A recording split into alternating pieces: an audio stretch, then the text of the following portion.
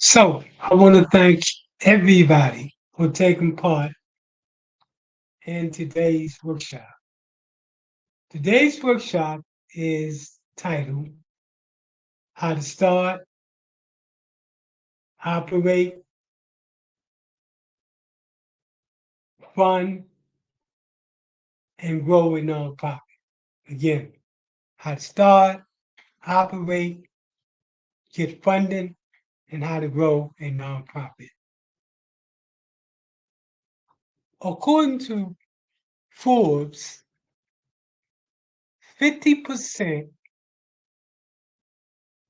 of new nonprofits will fail in its first 12 months of operation. According to the National Center for Charitable Statistics,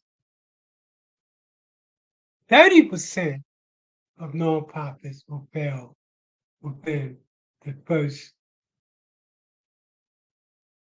12 months. Think about that for a second.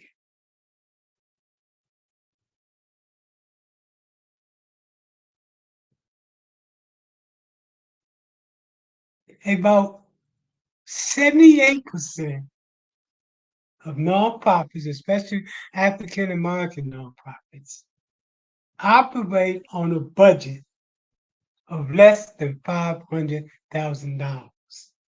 Added to this, only 17% of Black nonprofits have full-time staff compared to their white counterpart, which has 3 times the paid staff. Nearly 1/3 of nonprofits operate with less than $30,000 a year. Largely made up of volunteers, 43.5% of these organizations operate with no full-time employees, and 45% have no paid or part-time employees.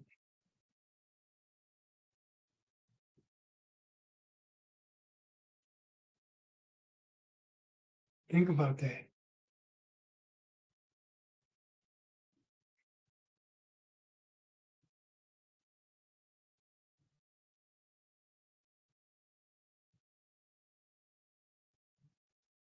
Today's class focuses on how to curate plausible, fundable, sellable, bankable, and sustainable nonprofits. Let's give a little bit of information about who we are as an organization. So we are the Center for Nonprofit and Community Development, and we started in 2011. I'm one of the founders of the organization with over 45, 35 years of experience and doing nonprofit work. I converted that skill set into training. Again, remember those numbers. Within the first year of operation, according to Forbes, within the first year of operation, a large percent of nonprofits fail. So we provide technical assistance or technical support and show the nonprofit how to strengthen, increase, and strengthen their capacity to service their clientele.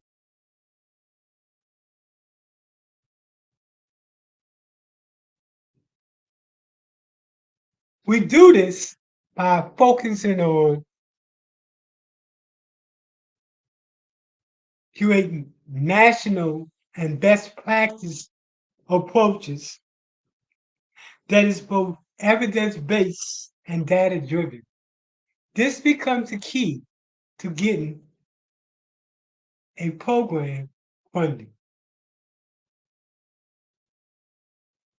To date, we have provided technical assistance to well over 2,500 nonprofits, government agencies, faith-based groups, businesses, and individuals.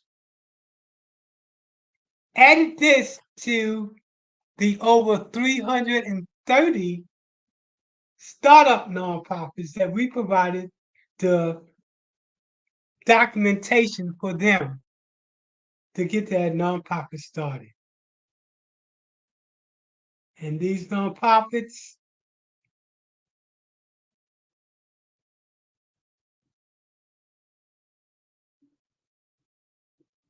are all over the United States. So, that being said, let's get started with today's presentation on how to start, how to operate, how to fund, and how to grow a nonprofit.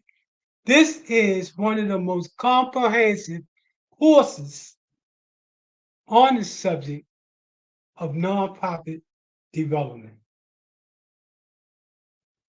That being said, let me come out and let's get the class started. Again, my name is Michael Randolph, and I'm with the Center for Nonprofit and Community Development. At the bottom of the screen, you can see what's going across the screen is how to contact us. You can contact us at our email, which is Center for Nonprofit and Community at gmail.com. Or you can contact us at www.centerfornonprofitandcommunitydevelopment.com. Let's get this class started. So our mission as a nonprofit is to create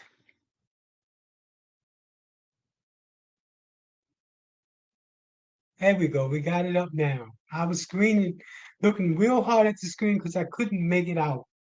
So our mission as a nonprofit is to strengthen organizations that strengthen communities.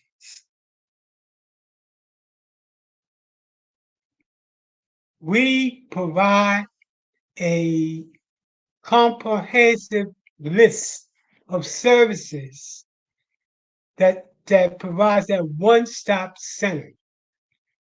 This goes to what we talked about earlier about why so many nonprofits are failing within the first 12 months. And let me add it to that a lot of nonprofits are failing also within the first 2 to 3 years. So among the different services that we have, you see right here on the screen, anywhere from grant writing, writing business proposals, putting together fundable program and projects, and evaluation. And that list goes on, as you can see. For those of you who are taking part in tonight's live presentation, make sure you contact us to get this copy of this presentation. Again, our email is below. So this is a little bit of information about me. I grew up in Baltimore, Maryland. In addition to that, I started this work in terms of nonprofit development way back in the 1980s. I started out as a community organizer, and from there I advanced to a community strategist working in poor neighborhoods throughout the United States. From there to program development, grant writer, and the list goes on.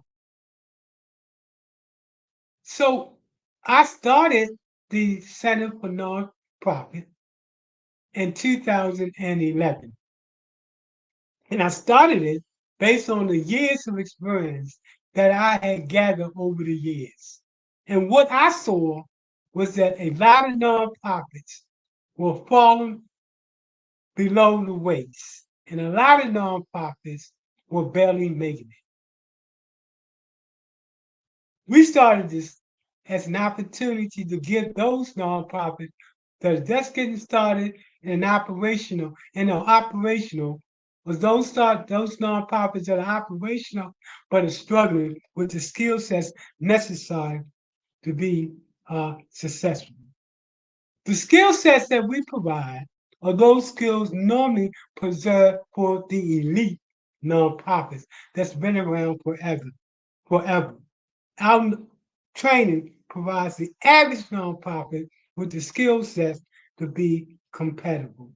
We specialize in developing neighborhood planning and economic development initiatives in poverty-stricken communities throughout the nation. Our approach to sustainability is framed around a social entrepreneurship business model. We're going to talk about that later. Earlier, we talked about we focus on creating national and best practices approaches around the United States. So we have clients that we've assisted in over 15 states. This presentation shows 10, but we've upped the scope. And it's 2024 now, we have up to 15 groups throughout the United States that we provided some type of training. And we talked about that training, holistic training earlier. This talks about some of our accomplishments. I'm honored that on LinkedIn, if you go there, you see we have over 1,000 recommendations on people that we work with throughout the years, or people that know our skill sets. This is more or less about accomplishments in terms of the training that I've had over the years. Again, make sure you email me to get a copy of this PowerPoint presentation. Let's start with part one of our presentation. Part one is going to be 501c3, and the second part of the presentation is going to be on how to fund your nonprofit. So what are the learning objectives for this part of the presentation? What should you know when we end this session here? You should know what is a nonprofit, what are bylaws, what's the purpose statement, what's articles of incorporation, conflict of interest, policy, solicitation, 1023 application, all the way down to do your next level. Also, you're going to learn about what are the 3 stages of a nonprofit. So what is a nonprofit? According to IRS, a nonprofit is a tax-exempt organization that serves a public interest. There are over 29 different types of nonprofits. Today's class is going to focus on what we call a 501c3. When you are thinking about starting your nonprofit, you should be able to address 3 important topics. The first is your purpose. Why do you do what you do? The second is, what do you do? Next, you want to talk about what is your vision?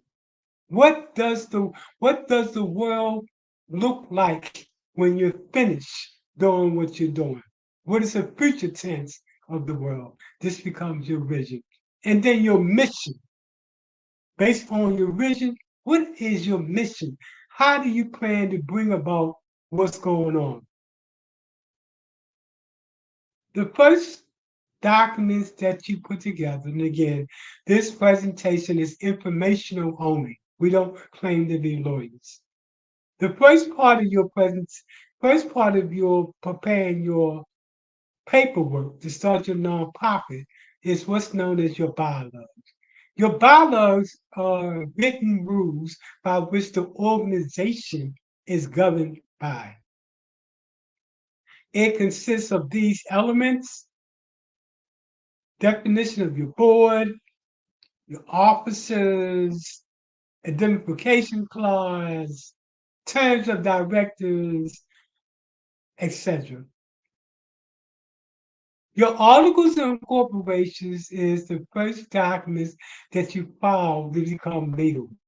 This is a formal document filed with the government body to legally document the creation of your corporation. It has and should consist of the name, duration, what's going to happen when you dissolve. All of this should be part of your um, articles of incorporation. Again, you can look at each element when I send this to you. Conflict of interest policy is required by IRS. A conflict of interest policy must avoid the appearance or actuality of private benefit to individuals who are in a position of substantial authority. Your EIN number is what gets you ready to start your organization once you go for your 501c3 status. Your EIN number, in other words, is your employee identification number. This number is given to your business.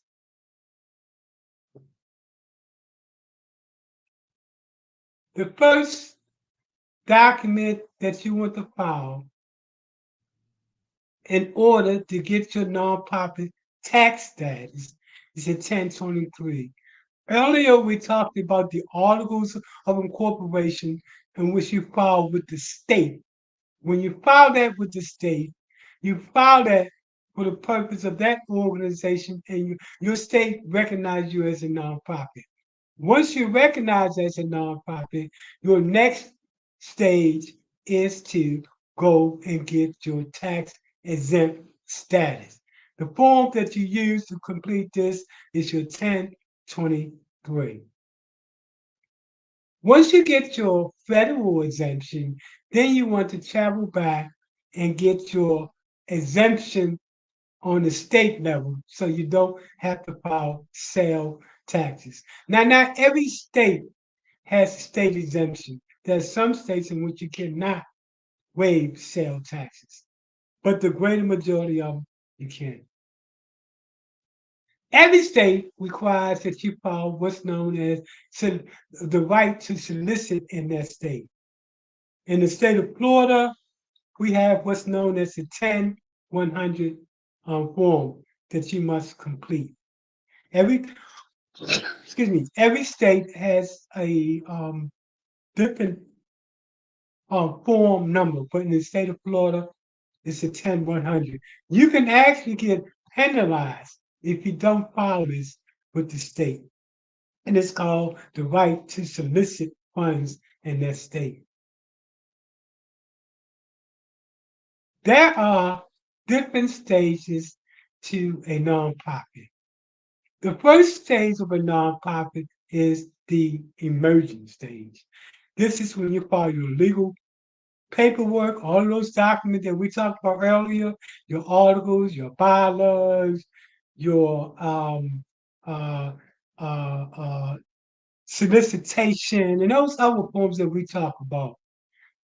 In addition to your legal work, you also have to make sure that your business compliant. That means you have to file your annual report every year with the state. You have to file your taxes. You have to file all of those documents that we talked about earlier every year to be in compliance.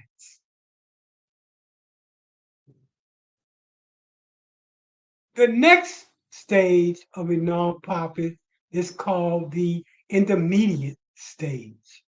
It is during this stage that you put together your human resource development, your board training, your policies and procedures, your staff needed for the organization, and those things that's going to be critical that you need in place to take you to the next stage. A lot of individuals think you can start your nonprofit and that's it. But that's a lot of work that you have to do. So you won't become one of those nonprofits that fail within the first year of operation, or should I say the first 3 to 5 years of operation. The final stage of a nonprofit is what we call your, or what they call the final stage. Your final stage include putting together your organization operation, your program development, your funding development, your infrastructure, financial management and systems, marketing, public relationship, and your online presence and visibility. Keep in mind, we provide all of these different stages for nonprofits. Now let's go to the grant.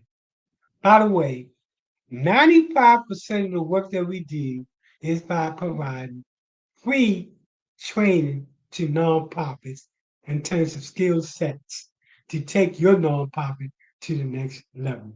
We are a nonprofit. So let's talk about what are the learning objectives for this next part of our presentation when we go to how to fund a nonprofit. What should you have gathered by the end of this session? You should know what are the different types of grants. You should be able to describe the different types of grantors. You should be able to know how to research. You should be able to know the fundamentals of writing a grant. You should have an understanding of how the proposal writing process takes place. You should understand what a concept, letters of intent, and letters of inquiries. And you should be able to identify grant terms and know your next level. I can't overemphasize that this is one of the most comprehensive grant development classes in the nation compared to universities and other entities that are providing the services. We, when compared to us, is the most comprehensive because we look at all of those different types of grant, both as teaching grants, and then we build one solid grant teaching machine.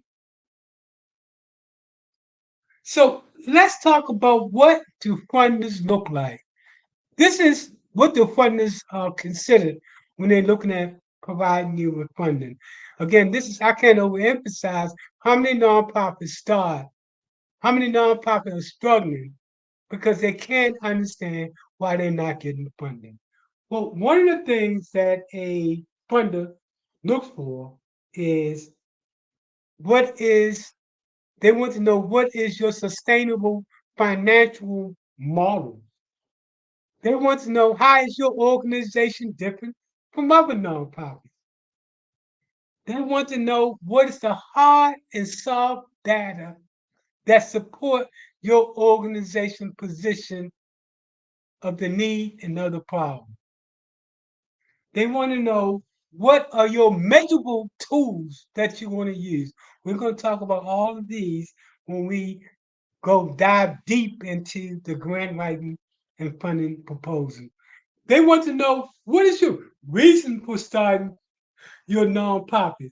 What value do you bring to the table? What is your value position? They want to know, are you networking, partnershiping, and doing collaboration with other nonprofits. And they want to know about your funding practice strategy. So let's start with the different types of grants. The first type is what's known as your unrestricted grant. These funds are used for general support purposes. Most grants, I would dare to say 95% of grants are what we call restricted grants. That is, it's restricted in what you can use it for, unlike the unrestricted grant, which can be used for general support purpose. Restricted grants are restricted. One type, well, the first type of restricted grant is called a program or project grant. This is used to support a specific program, usually with measurable outcome. And then you have seed grants, you have capital grants when you're trying to go for funding for land, for example, or construction. You have endowment. Normally, this is focused to college and university. Then you have challenge grants, or matching grants, and finally, what's known as in-kind support. Let's begin to talk about what, who are the grantors? What is the disadvantages, which is this column, and what are the disadvantages, which is this column? I'm sorry, for some reason, advantage and disadvantage didn't line up. So the first type of grantor is known as an individual. This is by far the largest amount of money that comes in is from individuals like you and I. The second type of funder is either a family or a community foundation. A family foundation means that we are all biologically connected, and a community foundation means that it's focused on a particular community. And then you have your corporate foundation.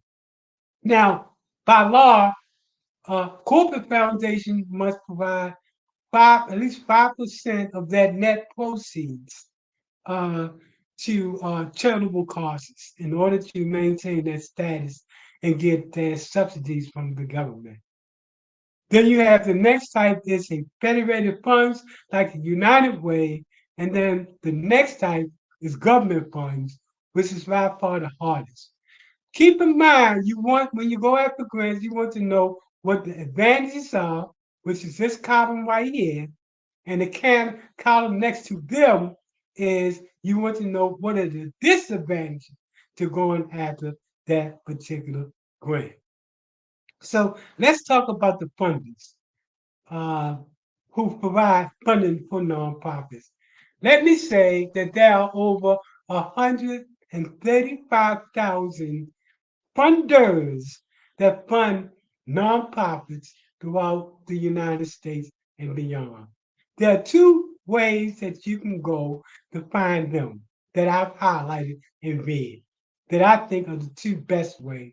One is the Foundation Center, and the other is grant.gov. How do you increase your chances of getting that particular grant? First, you want to make sure that you read the guidelines to the grant when you go forward. You want to make sure that you talk to someone who was a past grantee that got that grant. You want to make sure that you talk to a person that was a past reviewer of that grant, and you definitely want to contact the program officer. When you go for a grant, for example, let's say Bank of America, they're going to tell you this information. Okay, let's continue. The problem. The statement of the problem. In order to get funding, you have to be able to identify what the problem is. The problem, and they call it a problem statement. Some call it something called a need statement. It specifies the conditions that you want to actually have change. You should establish the importance and significance of the problem. You should be able to state the problem and outputs in terms of human need. You should be able to indicate how the problem relates to your organization goal. And in terms of trying to gather the data necessary, you should use what we call both qualitative and quantitative research. Quantitative research is research that shows the number of something or why something is gone. Quantitative research is research that is based on objective research. For example, quantitative research will be when you type in Google, what's the number of people that face homelessness in 2023? And that number comes up. Quantitative research, another way of quantitative research is typing, why are so many people homeless? So in your gathering of information, quantitative research look at the how many, why. Qualitative research, which is the next type of research, focus on the individual that's most affected by the problem at hand. Quantitative research put together focus groups and ask the individual why they think the current problem exists, as well as possible solutions. In addition to focus groups to get qualitative data, you can do interviews, you can do surveys uh, in order to get that data from individuals. So both quantitative and qualitative research is critical when you begin to ask for money. You have to show that you know what the problem is, and you have to be able to show that there your sources that support the problem. Once you have gather your data and you know what the problem is, now you're ready to design your program or to create an approach to going after funding. When we look at some of the basic concepts of putting together a grant, we're talking about goals. A goal a is really about the final impact or outcome that you wish to bring about.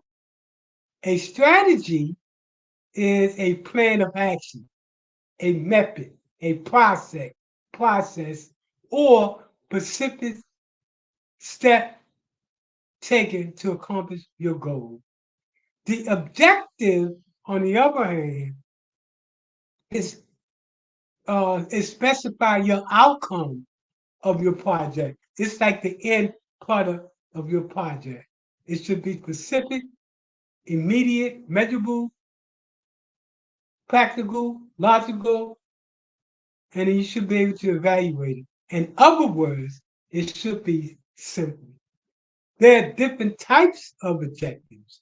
It's when you're trying to change somebody's behavior, when you're trying to change that, to create change them by create that change their performance, change their process, or create a product. All of these are different types of objectives, as you see. This is some example of goals, objectives, and strategy.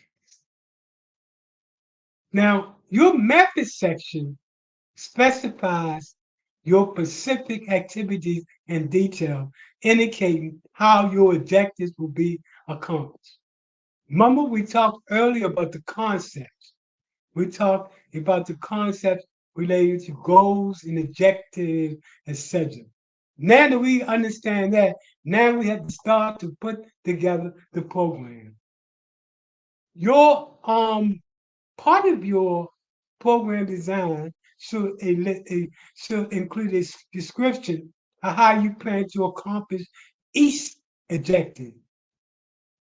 This is where you have a description of your personnel needed, staffing requirement, qualification, job description, etc. It's also doing your program design or your method section that you begin to talk about a description of the facilities that you need, the equipment, and the material that you need.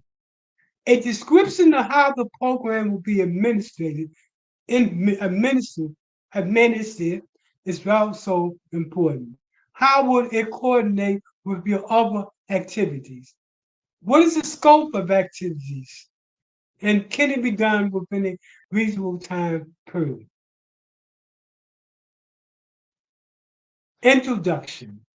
Your introduction is an opportunity to give credibility to your organization. Um, Normally, most government proposals or applications don't require this, but most foundations and corporations do. The introduction is a credible statement that describes your professional and organizational qualification, and it establishes the significance of your idea. Conclusion. Conclusion. Every proposal should have a concluding paragraph or two. This is a good place to call attention to the future after the grant is completed. It's also during your conclusion is when you have an opportunity to make a final appeal for your project. Unlike the rest of the grant proposal, your conclusion is when you have an opportunity to really share your emotions. Normally, when you're writing a grant, your emotions is irrelevant. All those other parts. But during the conclusion, this is when you want to appeal to your emotion. For example, a mother that has lost her child to street violence, this is when she would say, the reason why I do this is not because of a job, but because of a need to soften a pain that no other mother should feel. So you definitely want to appeal to the funder's emotion during your last paragraph and the conclusion. For example, if you're trying to save the world, when you talk about how the environment is being destroyed, and how your emotions because you want to make sure we live to be able to survive. Is another example. Now, this next part of the proposal is when you talk about how you plan to disseminate your information about your organization. You should do this by way of a project newsletter, a website, pamphlets, display at meeting, and press release. And definitely you want to use social media as a way to get out information about your organization. Social media is a new way of showing who you are and what you do. And that's what partners want to see.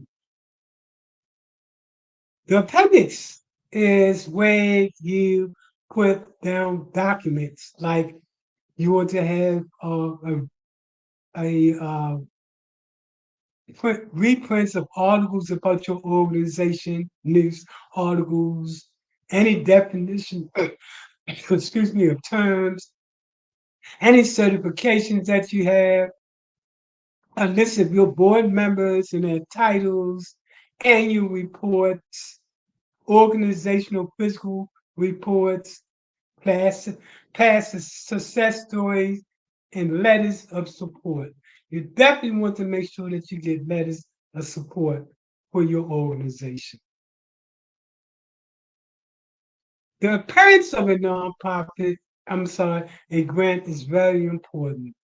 Make sure you read when you open up that grant, what is the format that they want you to stick to.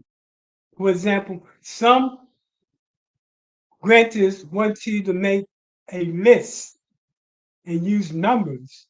Some want you to use the number of your pages. Some want you to use bold type. There are a number of different requirements by that particular grant term. Make sure you read the part of the grant that talks about the format. Should it be single space, double space? Evaluation. Now we come up to a very important component of the grant proposal. What does success look like?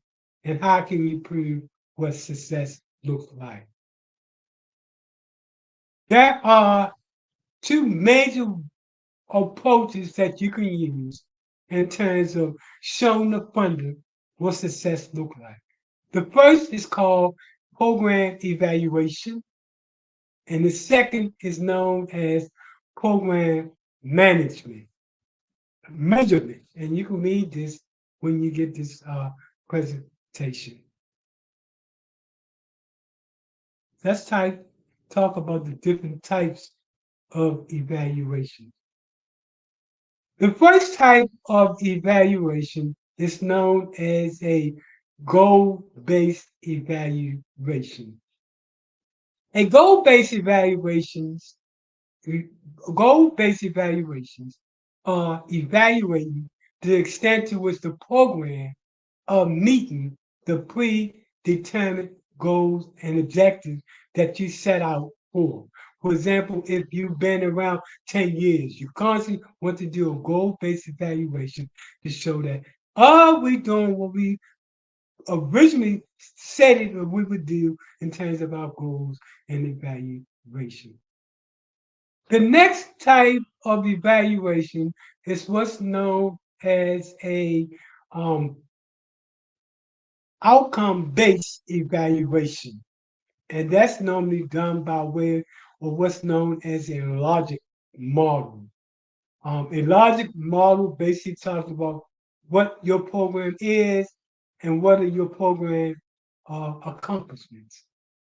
When you look at this logic model here, you see it starts with what is your goal? And then it breaks down these boxes right here when you begin to break down your program. The first is what are your process objectives? That is the what. The next is the activity. How do you plan to do it? The next is who's going to be responsible. This is the who.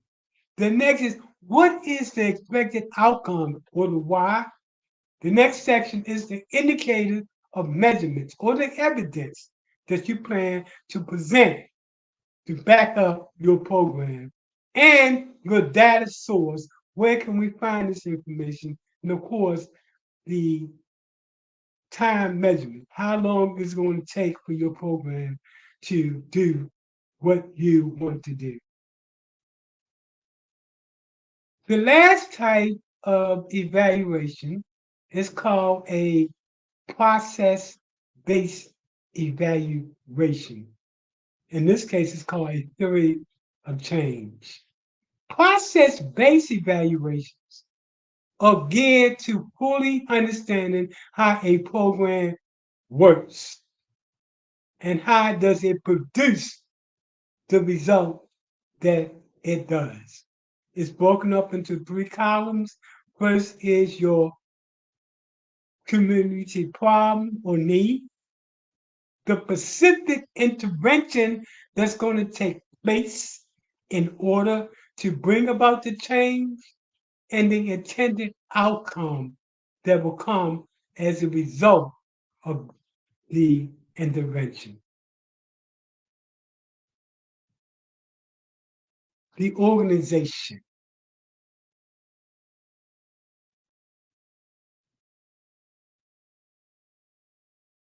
Your organizational capacity is what determines whether or not you're going to be a sustainable and fundable organization. Your organization capacity deals with the why, the who, the what, the how, and the how much you need in order to operate your nonprofit. For example, why does your organization exist? Who are you? What makes your organization uniquely qualified to bring about this change? What programs do you plan to bring into play? How do you plan to implement these programs and how much is it going to cost? In order to be sustainable, you have to have infrastructure, organizational infrastructure. That is, you have to have policies and procedures, staffing, funding, sustainability, physical control, access to support resources.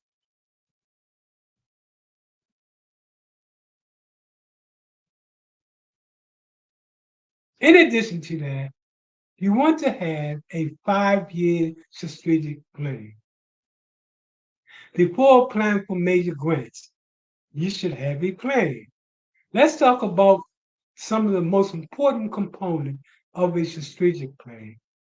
A strategic plan differs from a business plan in that a strategic plan shows the internal operation of an organization and it focuses on where you plan to be in the next 5 years and what you plan to do every year in order to get there. A strategic plan includes your goals, your strategies, your objectives, your tactics, your operations and methods, and your budget.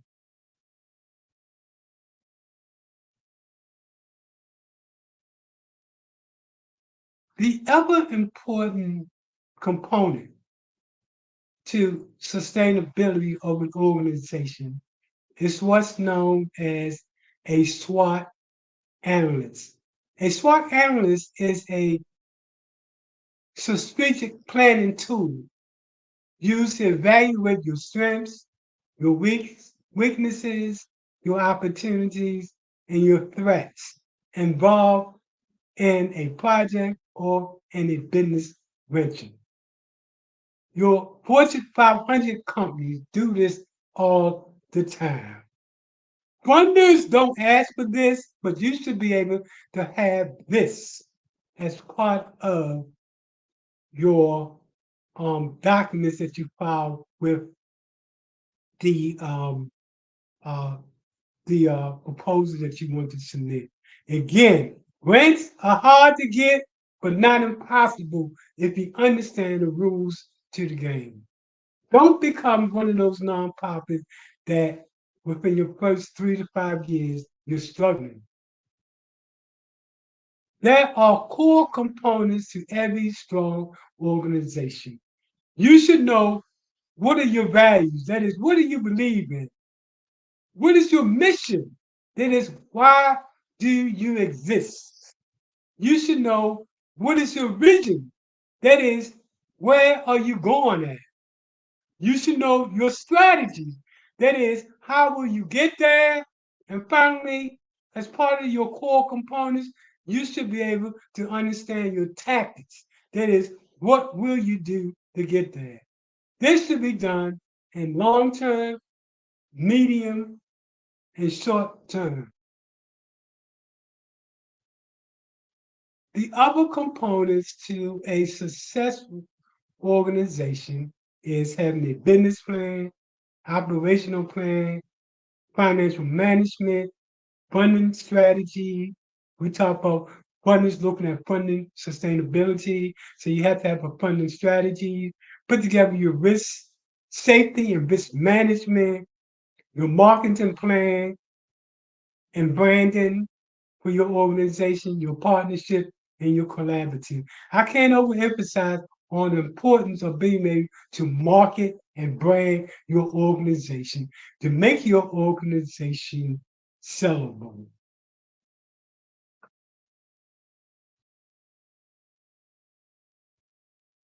Funding.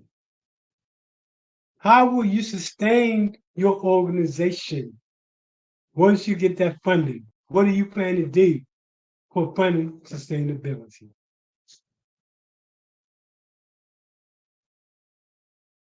Here is a piece I put together that is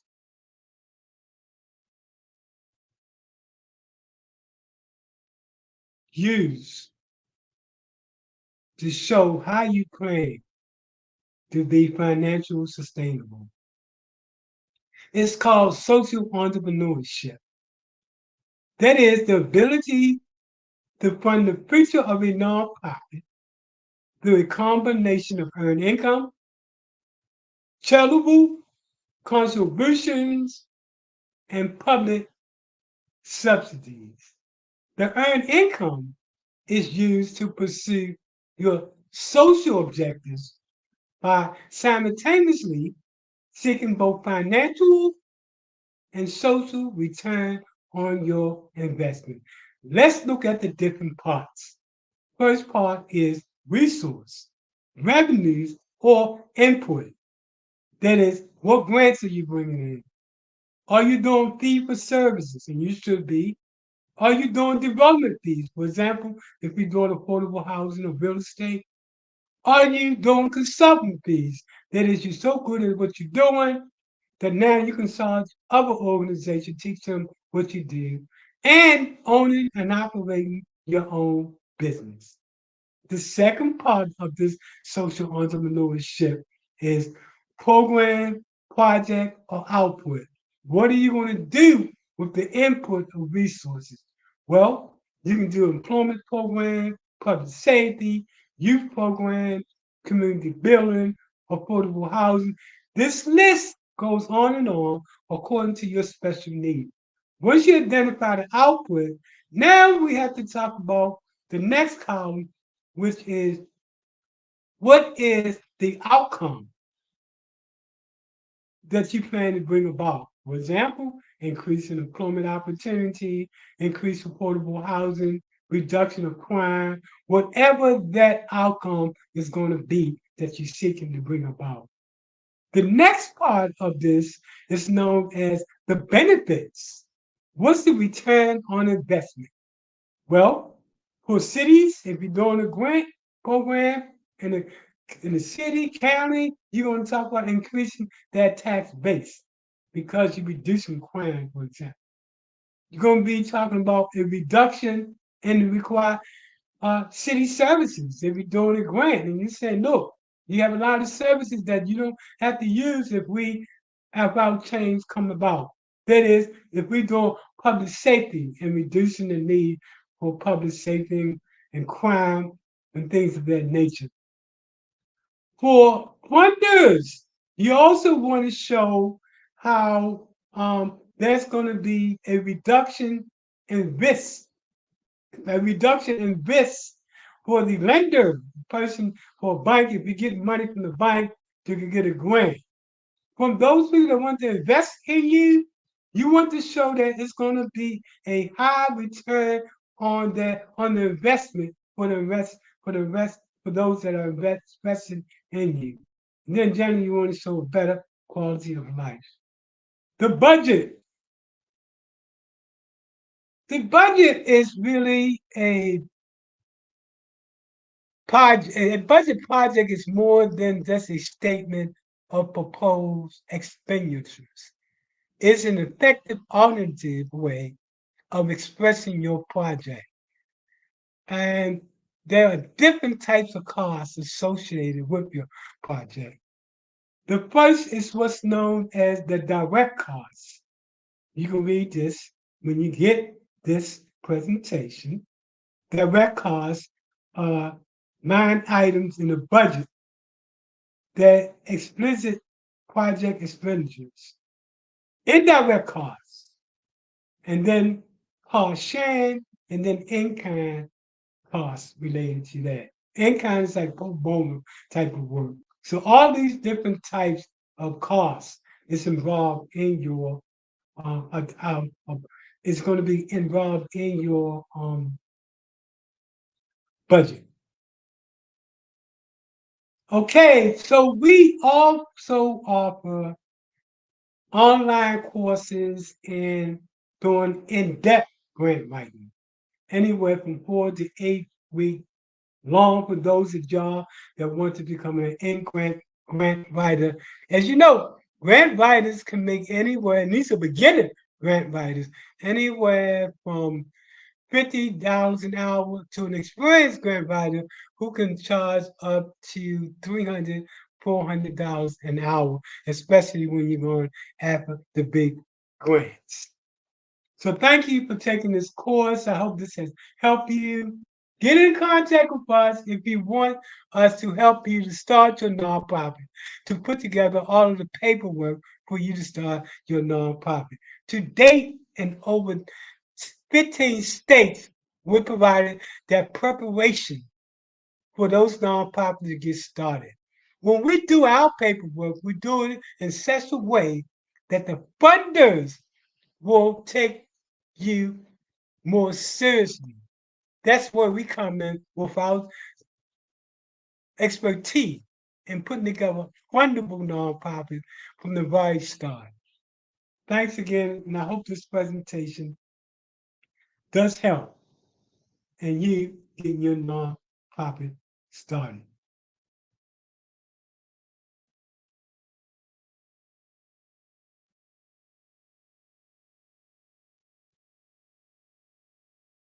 Okay, so that being said, let's go back to the main part of this class.